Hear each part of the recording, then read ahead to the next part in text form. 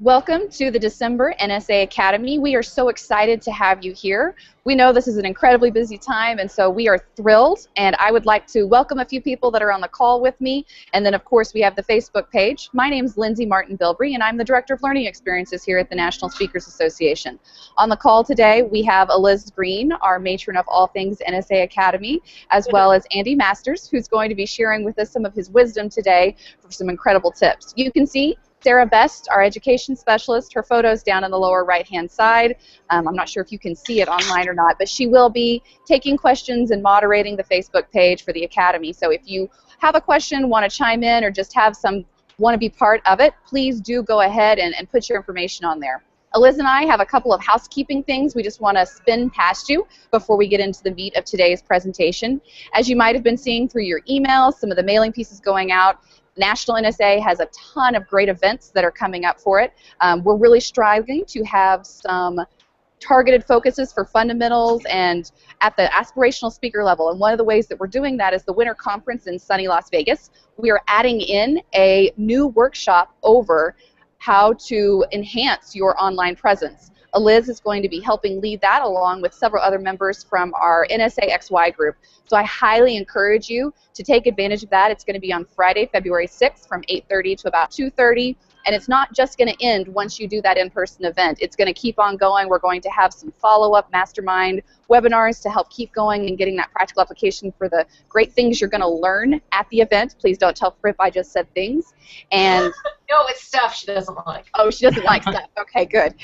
So we'll go through that. So we do it. It's going to be $99 in addition to the Winter Conference. So if you haven't registered yet for Winter Conference, we encourage you to take advantage of all of that. You can go see it at nsaspeaker.org/attend. There's all sorts of good stuff. A lot of it is targeted at the Academy level, and we know that you will walk away with things that are absolutely worthwhile. Eliz, is there anything I've forgotten about that particular announcement that you want to help me out with? That it's really going to be a hands-on, work on your own stuff sort of experience. It's not just people talking at you. We're really interested in making sure that you get to leave there with a plan to have a rock-solid online presence, including your website as the hub, and really some instruction about how to funnel things back to your website through social media and things like that. So it is really a workshop.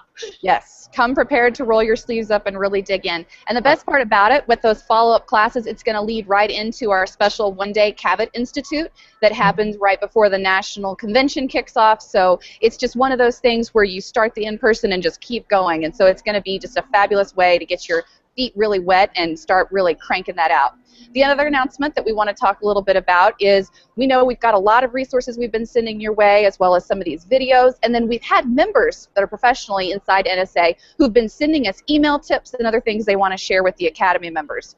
We keep thinking, how can we get all this to you so we're not flooding your email box? So what we've done is we've come up with a Google site that is specifically for NSA National Academy members. So you should be looking in your email boxes in the next day. We'll have a link, a few instructions on how to get started and how to access it.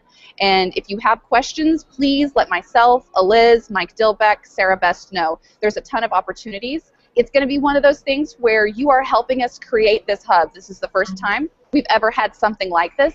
So we're going to really try and personalize it so that the information you're needing to succeed as you're getting your business up and running is there and it's available for you. Look for announcements, look for resources, look for opportunities, and don't forget, you can tell us if you hate it. That's really what we want to know. Do you love it? Do you hate it? Where can we go with it? It is your site as well as your Academy experience.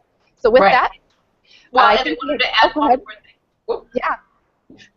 With that, the best way for us to make that vibrant and useful to our Academy members is for you to ask for information on the Facebook page. If, for example, you want to know what you should put in a contract, that's a great question to put on the Facebook page. We'll be able to direct you to links within the hub of where you can find that sort of information. But if you don't ask for it, we're not going to know that you need it.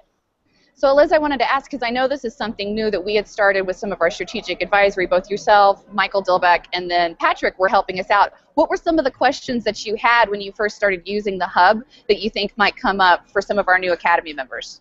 In Wisconsin, we've had a similar sort of thing, not as wonderful and complex and useful as the hub is going to be, but the questions that come up on a regular basis are the nuts and bolts of running a speaker business. What do I put in my contract? How do I, what kind of questions should I be asking before I arrive at the event so I know that I'm going to be prepared? What's the checklist? What kind of things do I need to think about when I travel? How do people charge for travel? That sort of thing. Those issues are the ones that come up regularly and are easily answered by having some information in a resource like the Hub. Fabulous. And did you have any trouble accessing the site? It's Google. Google doesn't always play well with everyone. Please don't get me internet gods. I know I'm on Google now. So were there any issues getting in? Because you don't have to have it. We've set it up where there's no passwords, etc. You should just be able to get right in, right? Right. It works really nicely. It's very easy to navigate. You can find all of the past recordings from these sessions of the Hangouts, and that'll continue to get more and more deep and meaty. And then we'll continue to add resources as we go along. I think it's a wonderful way to be able to access that quickly. Great. All right. Well, we look forward to hearing your comments back with that. And now I want to turn it over full-time to Eliz. She's going to introduce our speaker for today, and we look forward to working more with you soon. Go ahead, Eliz. Thanks, Lindsay. Now, I was delighted when I wanted to do a program on target marketing, and I asked who would be good for this, and I had a number of people who sort of prodded me and said, Andy, Andy, Andy. And Andy actually says, I'd love to talk about this stuff. Can I please talk about this stuff? And I'm so excited he's here. He does have a degree in marketing. He knows what he's talking about, but also he's built a very successful business doing exactly what he's going to talk about today, figuring out who is likely to hire him and going and finding those people, contacting them, and getting hired. So I'm going to turn it over to Andy. Andy, welcome. Hey, thanks so much, and let me tell you, I am very excited to be here. And you want to talk about passion on the stage. I am so passionate just to be able to share and help people just a little bit on getting to where they want to be in their speaking career. And hopefully some people got a chance to see the article handout that I wrote just for this event. And just wanted to highlight a couple things really quick before we begin. First, I wanted to share and reiterate, if you read it, was my mantra since I have been speaking since 2006, which is simply this. Every morning I wake up and ask, how can I be the best speaker I can possibly be, and how can I be the best marketer I can possibly be? Now, I know if I'm only good at one of those, I'm in big trouble. Okay, I'm in big trouble, because if you're a great speaker, if you're fantastic, but you are just no good at marketing, in fact, you don't even do it, you don't lift a finger, well, unfortunately, you won't get in front of the people to even ever hear your fantastic wisdom that you have to share with the world. You can never inspire or change any lives.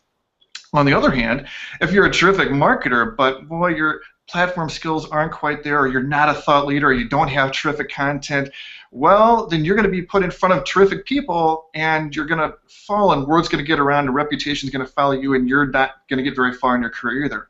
The good news is, if you're a fantastic speaker, and you're also a fantastic marketer, you have a wonderful world of opportunities, and you can be terrific in this career. Okay, so that's hopefully, and we're gonna, and I know there's gonna be plenty of other hangouts on platform skills and speaker and thought leadership and content. This one is on the marketing side. So, did you want to shoot with a question, Eliz, or? Well, I think one of the questions is, as Lindsay asked before, what are the questions that we get most often? The biggest question, I think, the central question when you're starting a speaking business is, how do I get people to hire me? Mm-hmm. How do I even find the people to say, hey, I'm a speaker? Yep. So you've got a real system to that, which I think is impressive. So can you, pull back the curtain and show us a little bit of what that looks like? I do, and I want to go straight. I want it like no BS, ready to go. I'm ready to fire here. Okay, ready, folks? So here we go. Pay attention. If you did read the article, and you can read it, obviously afterwards if you haven't read the article, I put it in 3 simple questions that lay it out for you. Who are the people that book speakers? That's 1. How can I get in front of them or contact them? That's 2. And how can I get them to pick me? That's a 3-step process, okay? Let's go right to the first one. Who are the people that book speakers? That's the big mystery that's out there, okay? So right off the bat, and I'm going to do this a little slow, but this is going to be recorded, and you can take notes or whatever. Here are a list of titles specifically of people who book me, who pay my salary, and who pay the salaries of all the people in NSA. So let's uncover the mystery here. First of all, you hear the word meeting planners a lot. You'll see articles come across, meeting planners and getting along with meeting planners and building relationships with meeting planners. Okay, so sometimes you will run into people that actually have on their business card they're a meeting planner or director of meeting planners or whatever. That's great. But most time it's actually not their title. So let's go with some specific titles of people who hire speakers. And I actually jotted this down previously. Here's who's hired me in the last year. Director of Meetings and Events, a Director of Professional Development, a VP of Programs. How about this one? Committee Chair, or even this one, Speaker Committee Chair, Conference Chair, Convention Chair, a Director of Education or Director of Educational Events, sometimes Director of Member Experiences, or even close to what Lindsay's title is, which, by the way, Lindsay, you never told us where you're standing in front of. We'll get to that in a second. And let's go a little bit more, even inside corporate buildings. Director of Staff and Organizational Development, Director of Staff Development, okay, Director of Training and Development. And then it gets industry specific based on what you speak on. It could be for the VP of Human Resources. They might be the person that hires you. The VP of Sales, if you do programs in that regard. The CIO, if you're in technology and all those sorts of things. It could be a business owner or CEO, okay? And then there's that whole world what I actually call miscellaneous, which you don't actually know who is in charge, but there's other people out there that are in charge of booking speakers. And interestingly enough, a lot of times even it could be an administrative assistant who is someone that's their goal is to, hey, go out there and, you know what, find 5 or 10 speakers out there that talk on customer service that are, that live in Missouri and could talk on our event, and that's their job, is to come back with a list of 10 customer service speakers and find out how much they are and what they speak on, and then they whittle it down, and if you get in good with them and send them stuff and you're responsive to them, you can be in their top 3. I really like this person here. They sound great. I looked at their video and they sent me a book and they're terrific. Bang, guess what? You just got booked. Okay? So that is a big list of titles. Now let's step to number 2, and I'll throw it back to Liz, and I want to sit here and talk the whole time. All right?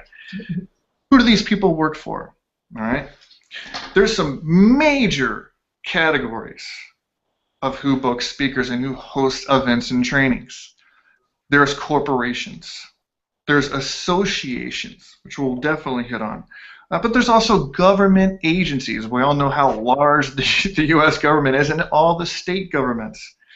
There's colleges and universities, school districts. There's also many other nonprofit organizations, churches, other types of organizations in that regard.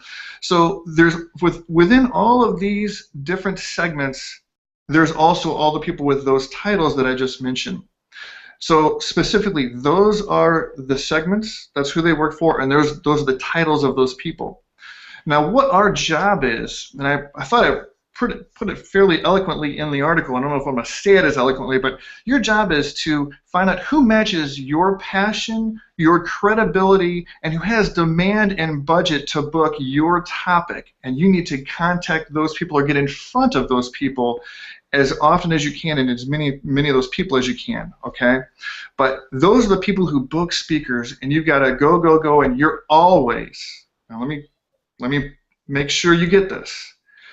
Throughout your entire career, you are always keeping your eye on building those relationships of people who book speakers in the industries that you speak on that have the budget to book you, okay? And you're finding new people, and you're always building the current relationships. That's what you're always doing. Last point on this, you can never underestimate how important this is. There's so many things to do in the speaking industry business, okay? From, as Liz just mentioned, there's writing contracts and introductions, there's preparing for your speeches, there's travel, there's accounting, there's all these things, writing articles for social media, you're all over the place. If you lose sight of being in front of these people, contacting these people, these are the people that pay your paychecks. Never lose sight, and if you go off track for a little while, that's when you're going to see, oh my goodness, I'm not very busy here in the next fourth quarter. What's going on? Because you let it go, and that happens to experienced speakers too. Yeah, throw it back to Elizabeth. What do you think about that so far? I think that's a great introduction to the framework. One of the things that we often talk about in the academy is going after the low-hanging fruit, which I don't think people should interpret as the low-paying fruit, but it's the where do you already have relationships? Where do you already have experience that other people need, so that it's maybe a warm reception as opposed to going in cold? And I know you have some ideas about how to do that. Yeah. There's so much out there. So you say, where do I even start? What's best for me? Because also, not just why am I a good fit for you? So what is your niche? What are the industries that are good for you? Now, everyone out there probably has one that, duh, but every single day, I'm running into a new association or a new industry, and what, I'd be a good fit for them. I mean, still. So here's a couple of ways to think about who's a good niche or who's a good group of associations or corporations perhaps to target. One, almost everyone in this industry out there has industry experience in something. So there's that specific industry and also related industries. I mean, I've done things for the American Accounting Association, and then I kind of leverage that over for finance groups, and then I've leveraged that over, what was a finance group for travel? Well, guess what? I've done travel groups that have been in charge of the similar things, and so you're always leveraging and taking one and leveraging to the other.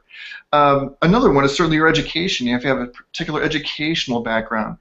And the third one is really kind of interesting is, and every speaker has a story about this, is what I call, by chance experience, where you're just going to get some organization that books you, and mine, I think I shared with Liz the other day, was, dental hygienist. And I don't know who saw me, I don't even remember, I have no idea where, but they found me, they heard of me, someone saw me, and I got a call about speaking for a dental hygienist group. I didn't know there was dental hygienist groups, okay? And then, bang, I spoke for them, and they were great. Well, guess what?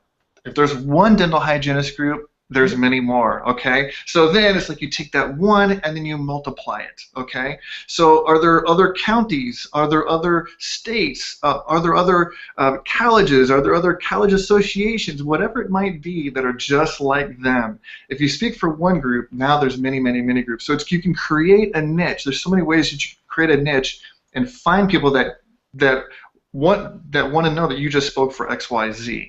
Okay, so you have to find your niche, or a perceived niche even. That, wow, that's great. You spoke for them. Now you'd be great for us too. Yeah. So I want to go with two things, because first, I know that you're known, especially in your mastermind group, about as of leverage. I want to come back to that to find out how it is that you leverage one engagement to another. But also, I know you feel very strongly about starting out really focused in the association market. And speak a little bit about why you think that is important. Okay, so yeah, I've had this. Is that just Liz that's echoing, by the way, or if it's me too, let me know. But I think it's me. Okay, so yeah, I kind of get this nickname a few years ago from the folks in my mastermind group called the King of Leverage. So, and I want everyone out there to be either the King of Leverage or Queen of Leverage. And so here's what that means is, let's say all of you get one booking, or even think about your last booking that you got. Just one. Every time I get one booking, as soon as that contract comes across, if it's a fax machine or scanned email, whatever, as soon as that comes across, it's showtime. Okay, now that's when the wheels start moving, okay? So now I ask myself, who cares? Who cares that I just got this booking, okay? Maybe it's for a travel association. Now, I have some experience in travel. I worked in a travel company for 5 years after college, and I've done some things with them. Okay, great.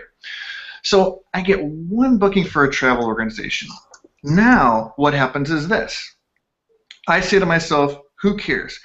I can contact all these other travel associations and say, you know, by the way, I was just booked for the Wisconsin Business Travel Association's, you know, annual event next June.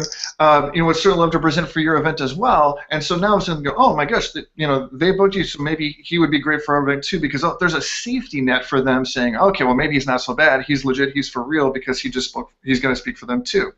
Also, now watch this. Okay, that's industry related.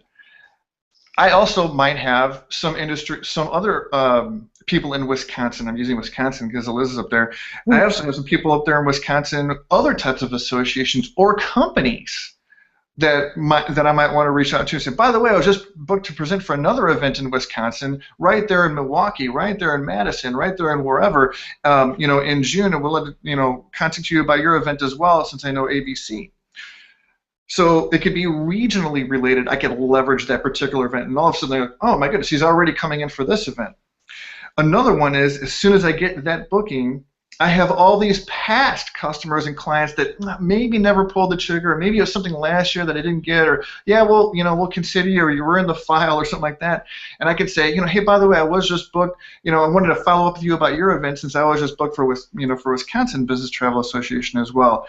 So I take this and I just let every single person know. I also post it on social media as well. So, you know, if you know, ever followed me on social media, as soon as I get a booking, it's out there, you know, LinkedIn, Twitter, and so forth. Honored to be selected as the keynote speaker for the XYZ and so forth. Then there's the during, which there's so much on during. I may come back to. It's almost like sales related, but what I want to definitely hit on is afterwards. Now watch. Every time you get any booking, you want to almost talk about what the number one thing, and this is kind of a big statement here. And I really thought about this. The number one thing I've done in the last 8 years, I joined NSA in 2006, but I've been speaking for about 10 years. I think the number one thing I've done is I have been a total testimonial hog, okay? A testimonial hog. So I speak anywhere since 2006. Within 24 hours, I am on them saying, you know, I really appreciate the opportunity to speak for your group. If anyone leaves anything for me, you know, you let me know, blah, blah, blah. You know, by the way, if there's any way you could share any positive comments, you know, about, you know, blah, blah, blah, you know, I would be greatly appreciated. And you know what? And I always say this, you know, some will, some won't, somewhat. People are busy, great, but I tell you what, since 2006 and over 350 bookings or whatever it's been, I've got a ton of testimonials. I've got testimonials in 40 states. Just, it's crazy. I've got so many testimonials in so many industries. Now, what that means is I get one testimonial, and now I leverage that testimonial. You would not believe what I do with one testimonial, okay? First of all, it automatically goes to the website, it goes in the document and so forth, but I take that one testimonial, almost the same people, hey, by the way, I just, you know, presented in Madison, Wisconsin, and just want to drop you a line, and here's a nice review from, you know, that particular event planner. By the way, are you planning for next year's event as well? Would certainly love to present for your event too. And they sit there and go, you know, wow, look what Liz Green said about, you know, his, you know, event last year or yesterday's event or whatever. This guy must be awesome. I do that in Wisconsin. I do it to all travel organizations I could possibly get my hands on. And then I do it with all people that I'm currently kind of, you know, following up on, but they're just not really want to close the deal, or maybe they've lost interest, whatever, and it's something else, okay? So I literally have a database of testimonials, okay? And what's also cool is, now this is what is so neat with testimonials, especially when you get enough of them, is that let's say I'm sitting there at my desk kind of like this or whatever, and a lead comes across, an interest request, and says, hey, yeah, we're interested in Andy. Does he have any information? They don't know anything about me, but what are your fees? And you can send us some more info. And I right away, and this could be from Iowa. I've presented 15 programs in Iowa. I've got 11 testimonials from Iowa. Iowa loves me. It's great, okay? I'm big in Iowa, let me tell you. So all of a sudden, I can just, within 5 minutes, I can go ding, ding, ding, ding, ding, ding, and I go, and I say, sure, hey, great to hear from you today. Here's my top programs for, that might fit your event the best. And by the way, I wanted to share some positive reviews from other programs right there in Iowa that you might want to share with your committee as well. And they probably get that email within 10 minutes, go, oh my God, this guy, you got to be kidding me, whatever. Testimonials are the lifeblood of my business. And well, and what's really smart about that is that proving to that client that you are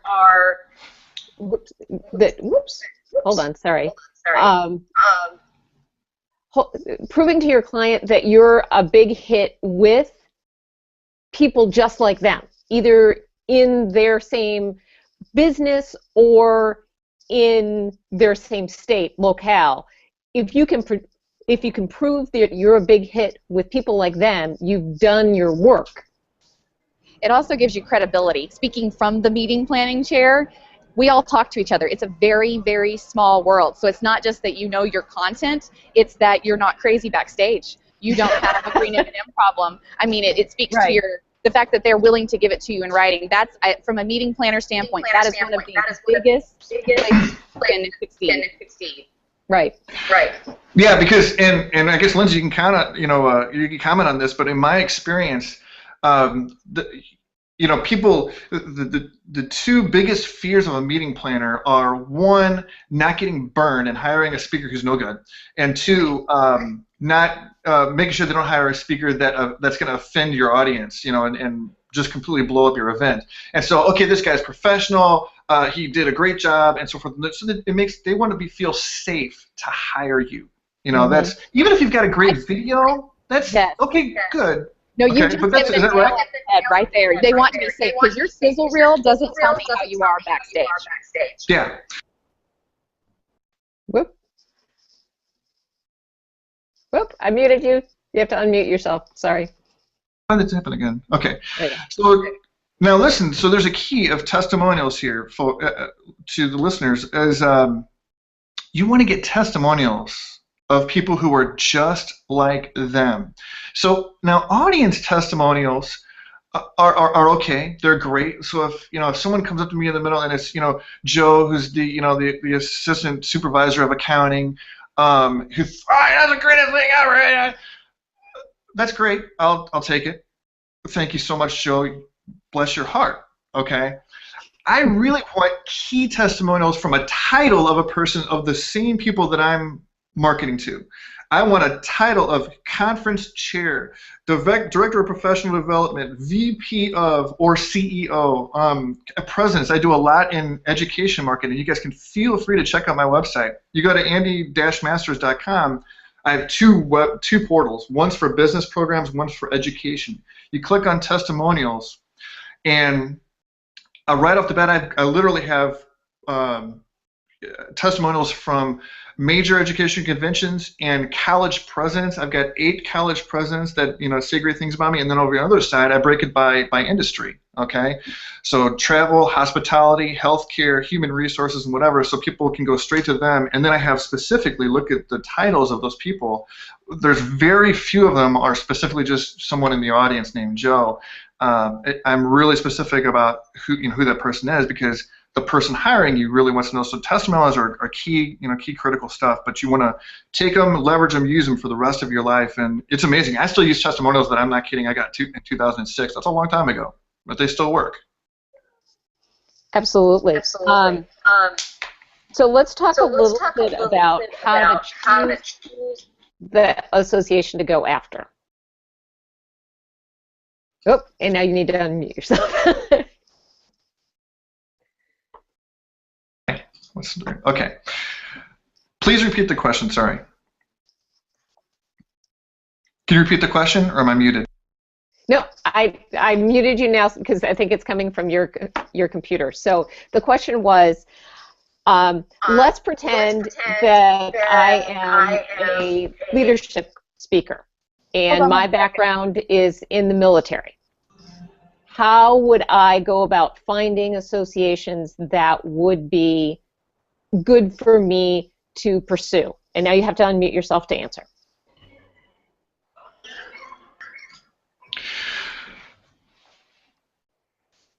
Okay, so now I need to use. Yep, you're good. You're good. Okay. You're good. All right. Let me answer the question, then I'll do a headset if we need. How about that? Leadership, for folks that speak on what I would say, and I hate to use this term because people get upset about it, but I do it too, generic topics, because I speak on leadership and sales and service and stuff like that. Good news for you. Okay, there's a lot of things you can do with that. But here's what I would do. Let's specifically talk about, and I want to roll you right into the process. I want to get real specific, okay? So let's say you know it's leadership. There's a couple of different things you can do. Let's say you pick an industry that you think, wow, they really need to learn. You know that leaders, they would be great for my program. Okay, maybe you worked in that industry before, whatever. Okay. Oh, I think you asked this question before. Associations. Let's just spell it out.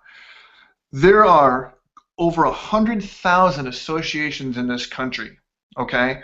And you can actually go to the Encyclopedia of Association, and they have it broken out by industry, okay? And there's state associations, local associations within those. If you went to any major association, thank you for that. There's asacenter.org, okay, which I was just on today. ASAE is Association, American Society of Association Executives, okay? You can go there, and every state has, all 50 states have their own association of those people. So for one, you can actually go there and find out who's in charge of these people. And they all have conventions, conferences that you can go speak for. In fact, a lot of speakers died and try to get in front of these people, okay? And so you can actually go to, now it could be that one, it can be realtors, it can be plumbers, it can be dentists, it doesn't matter. You can go to dentists, and you can go to the 50 states. You can try your state first, and you can go to the Florida Association of Dentists, okay? Which I can't exactly remember what their name is, but I've been there before. And you simply can go to their website, and what's great about association is two things. One, their information is a lot easier to find, okay? If you want to speak for, you know, Pepsi or a Fortune 500 company, it's kind of a mystery getting into their website and say, yeah, I want to speak for Pepsi. Let me go to Pepsi.com. Well, you're going to be on there for a long time, okay? But if you go to the Dental Association, Realtors, ASAE, any of these places, you can go straight there. You can go literally go to staff or about us or contact us. And you can go ding, ding, ding, ding, ding, and you can find the right contact person's name. Is it Director of Professional Development, Director of Meetings and Events? If it's a smaller organization, it might be the Executive Director that you might want to contact. But really, you want to get right on cue. Other people, other events they're in charge of, they have annual people that are in charge. So every year there's a new president, president-elect, and so forth. There are associations that I definitely get booked by that so then you can reach out to those particular people.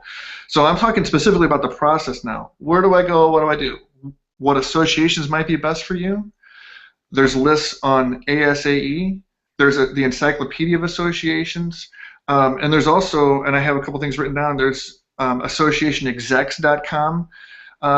There's also MPI, Meeting Planners International. We could go on for a long time with a lot of this stuff. So I actually, and I want to say this one more thing, because I don't think people actually follow my advice on this, but I did it and it helped me. If you go to the library, it's the big building with books in it, okay? The Encyclopedia of Associations, it's this thick. If you take half an hour of your time out and do this, okay, I swear it will help you. It's this thick. And you go there and say, where's the Encyclopedia of Associations? It's in the Reference Center. You can't check it out. You go there, and you can flip through, by industry, and you can actually see, realtor, education, construction, travel, and so forth. And all of a sudden, what you're going to find? You're going to say construction. There's like 35 pages of just construction associations. You can say, wow, my dad owns a construction company. I used to work for a construction company. I know some of the jargon. I know what they go through. I knew some of the problems. Why couldn't I do leadership programs for them? You can, and you can. There's speakers that only speak in construction. There's speakers that only speak in realty. Speakers that only speak in HR. It's unbelievable. And you know what is amazing?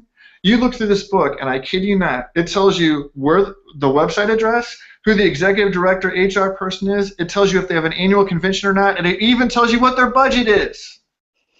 Okay?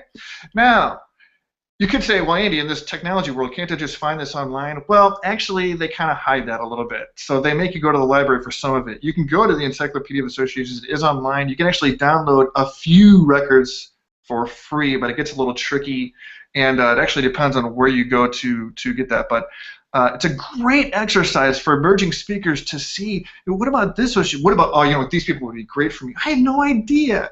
Your head will explode about how much is actually out there and how many associations there are to target at the state, local, regional level, and so forth. So dig in. This is the most important research project you've ever done in your life, with all due respect to your biology professor back in college.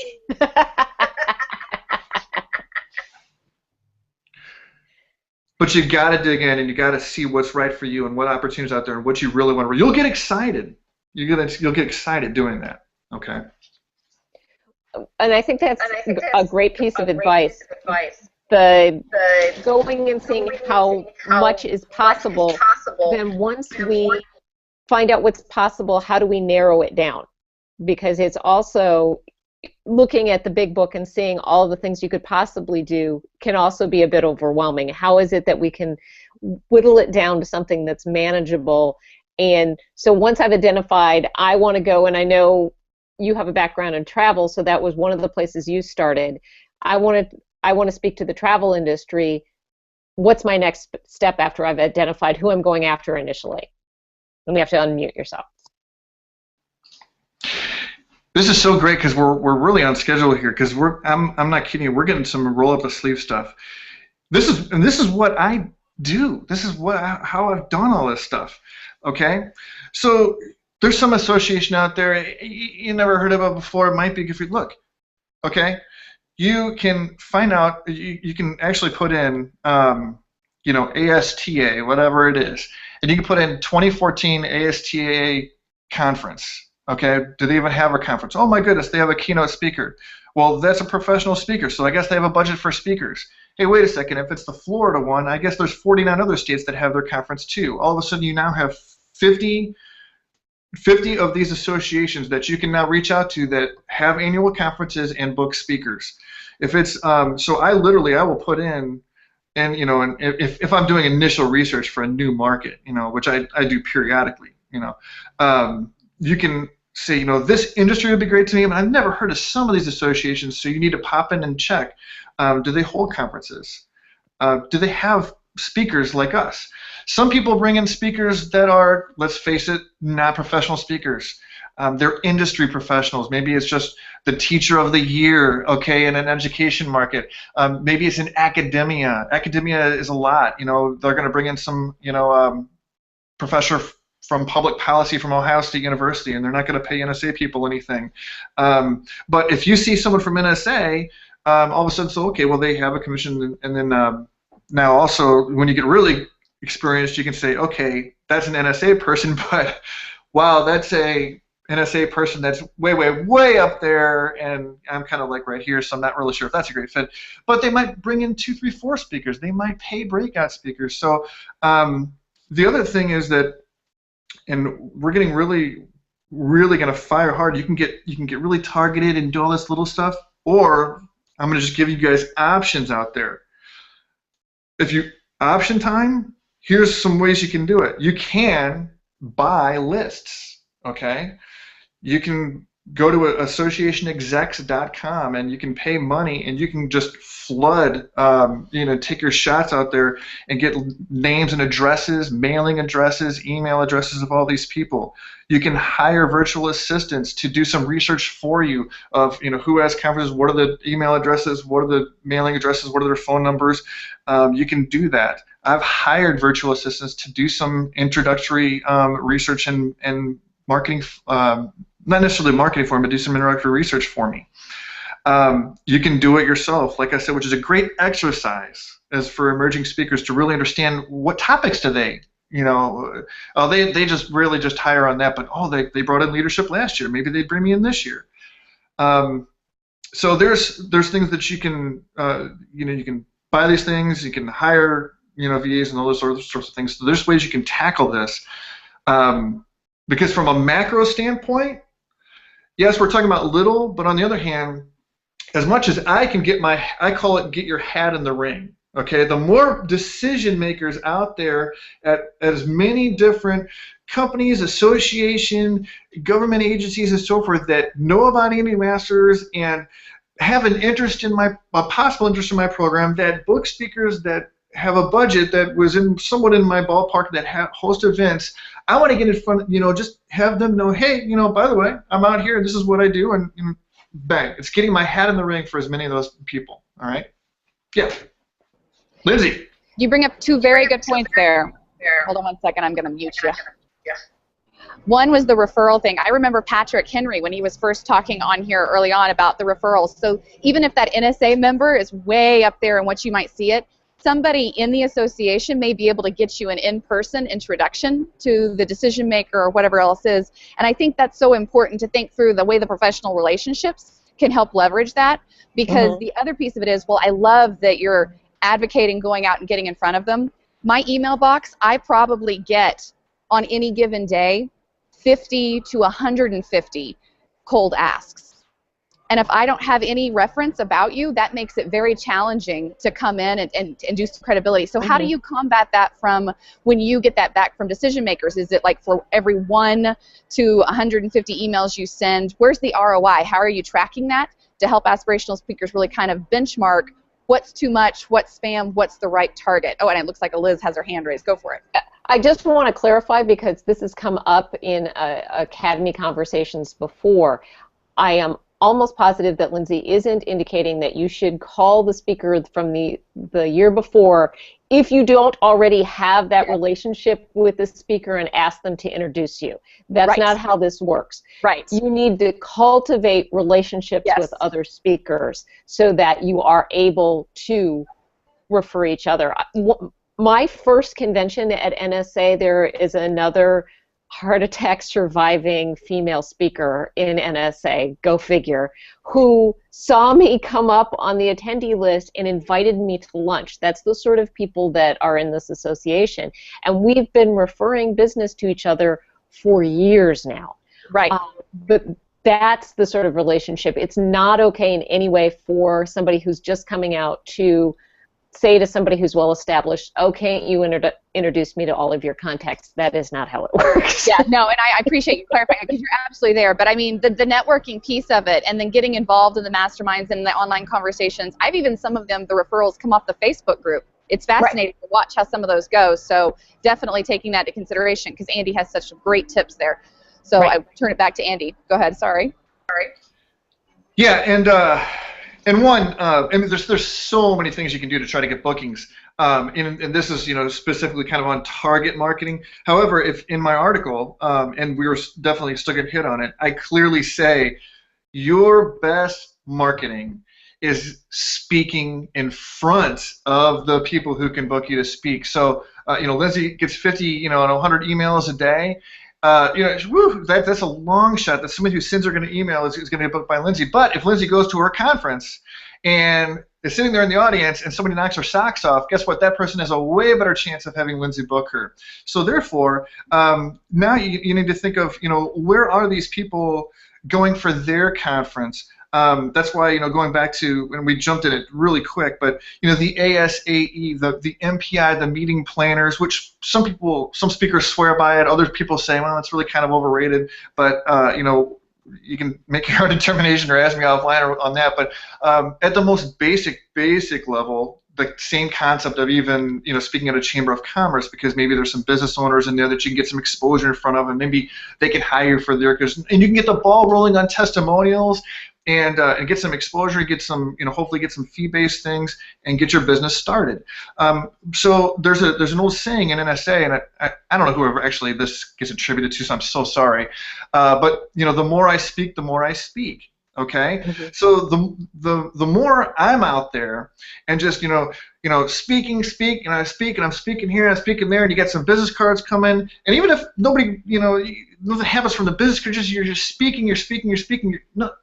3 months, 6 months, 9 months later, a friend of mine named Kathy was in the audience, and I actually am hiring for somebody on diversity. Do you speak on that? Whatever it might be. So the bottom line is, the best market, we can do all this talking. The best marketing you can ever do is getting in front of these people. So think about where their education market, okay? For instance, okay? Wow, should I just send emails to all these colleges and so forth? Well, I've done that, and we can talk about that, and that's part of what you can do. But do you know how many educational associations there are? I can market to them to the day I die, and I'll never get to them all. Okay, there's ACPA, APCA, there's ACUI, NASPA, I could go on and on and on. So that's where all these administrators go to their spring and fall conference every single year, and so people go, there's keynote speakers, there's breakout speakers, you can go and network with them, and they can hopefully see you and so forth and get exposure. But so I don't want to underestimate at all with all this to, find out where these people go, where these people meet, get to speak at their breakout sessions if you can't get the keynote, and get in front of them that way, and then get testimonials from them too.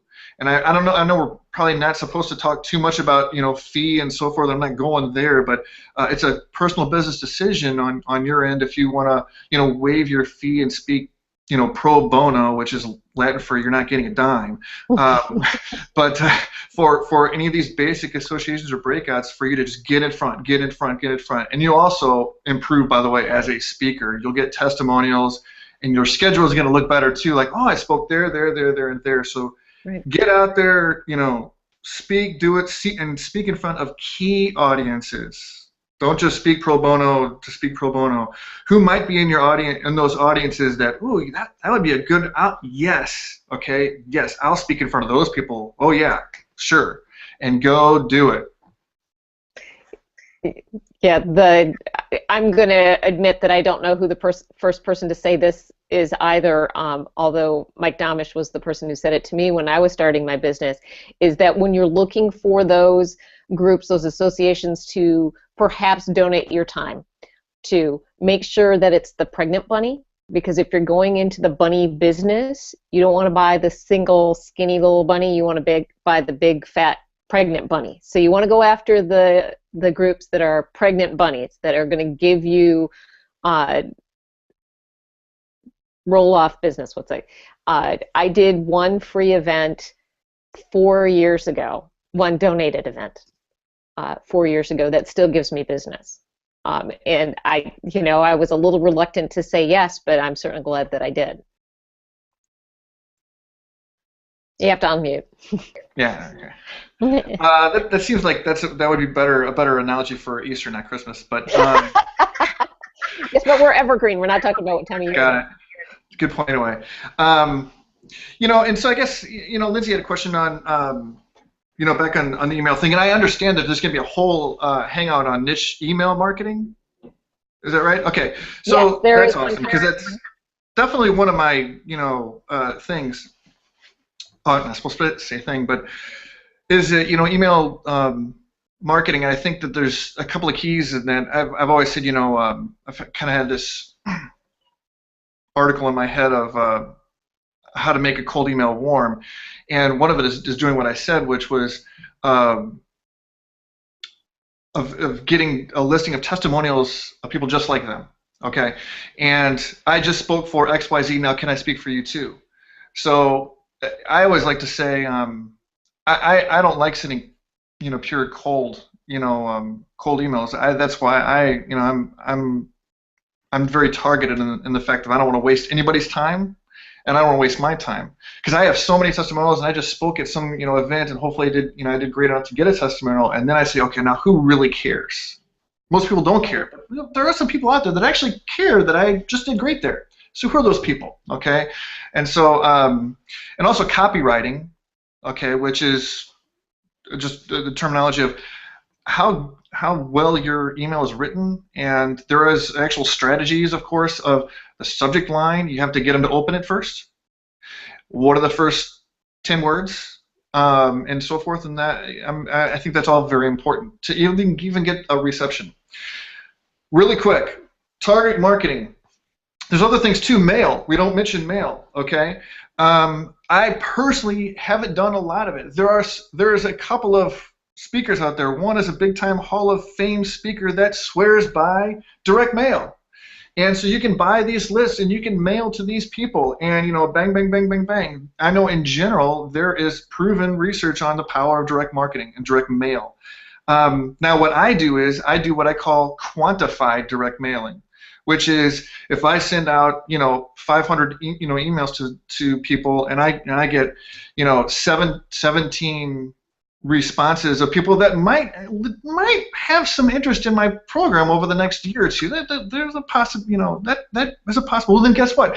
I might send them a copy of my book, of my latest book, or the one that's most relevant. I might send them my stuff, or to the ones that are real serious, or whatever it might be. So follow up with mail. You can do that too. It might get real expensive just blasting out mail straight off the bat. So it's a nice follow-up, because most people might just send email and then just follow up later on with email or a phone call. But now all of a sudden you have a book and everything else in front of you. This is something else to do. But that's another way as well. I'm going to throw it back, and I had one other thing as well. And I don't know if you can make the mention about questions offline or whatever. But any other final question for me? And I had something else as well, or whatever. Well, I just wanted to sort of recap, because I think you've done a nice job of going through this for us, of really taking the giant book of possibility and narrowing it down to people who actually need speakers, people who actually pay speakers, and then finally people who actually care about what it is that you have to offer. Because sending information out to everybody is a lot of energy, a lot of expense, and it's not going to be helpful. But if you can narrow it down and really target the people who really do need what you have to offer, then that's what's going to be possible.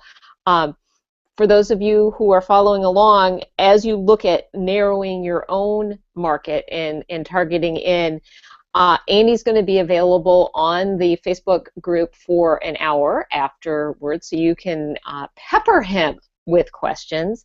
And I know he's also a very giving and kind person, so I'm sure if you're watching this not live and want to post in the Academy Facebook group, we'll make sure he gets that information as well. And I'm going to, any final thoughts, Andy, because we're getting closer to the end.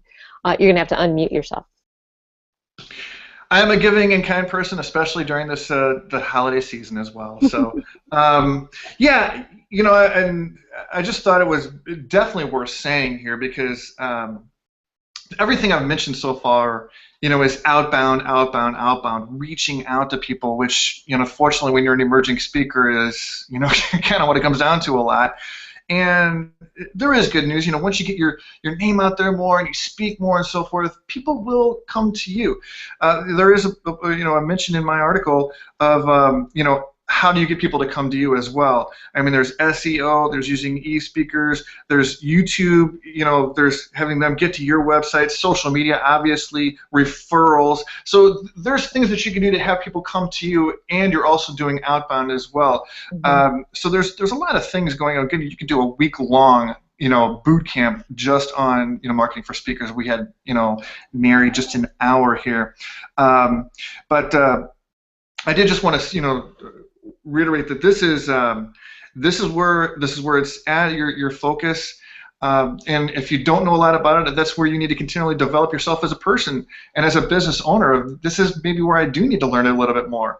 And so there's great materials and articles that come up from NSA and webinars and so forth, and even things you can just Google online, and you're going to stumble into marketing for speakers and stuff. Learn about it more, because this is unfortunately half the battle. Half the battle is being the best speaker you can possibly be. Thought content or thought leader content and all that, fantastic stuff. But boy, you've got to get in front of these people and make wonderful relationships with the people who can truly book you to speak and have the budgets and interest in your topic to book you to speak. So nobody specifically told me that in the very beginning, so hopefully I made an impression on you in that regard as well. So, and I hope also you got some practical tips as well to roll up your sleeves and get out there and make some of this stuff happen. And yes, I will be online for like an hour, and I'll also poke around and check it out as well. And we'll look forward to hearing from you, and I can help in any way I can. Awesome. That's fantastic. Thank you for being with us today. That was a lot of information. Hopefully you gained something good in there. I know I did. I'm like, oh right, I should be doing that. And oftentimes in this business, you forget the things that you're supposed to do, especially when you get busy. So it's that constant marketing, as Andy said at the top, of you always have to be doing it. It's not the moment you sit down and rest is the moment you're going to have no bookings. So, Sarah, Lindsay, anything that we need to update people on? No, I think that was fabulous. Thank you again for Andy sharing all of that. It was fabulous, and you have just talked yourself. See, this is an exact example. I'm going, we should definitely bring him to talk to the larger association about target marketing. So that, my friends, is exactly how this works in action. You get access to the decision makers, right? So it was wonderful, and there was going to be so much good stuff. We urge you to take advantage, listen to the recording again to go back and take notes, and we'll be putting Andy's article as well as any other resources he might want to share that possibly pops up on that Facebook page. Thank you again for sharing your time in this busy season. And does anybody else, Sarah, did we have any final questions come in from the Facebook page? I want to make sure before we sign off and win the time lottery of 4 minutes. I know. How did that happen? I have no idea, but the Google gods were with us today, so thank you, Google gods. And for Andy for being so well organized. All right, well, fabulous. Nope, it says no questions on either Google or Facebook. So, oops, looks like we got a little bit of Andy's back on. So thank you again, Andy. Thank you, Liz. And we look forward to seeing you in January. Thanks so much. Thank you. Bye-bye.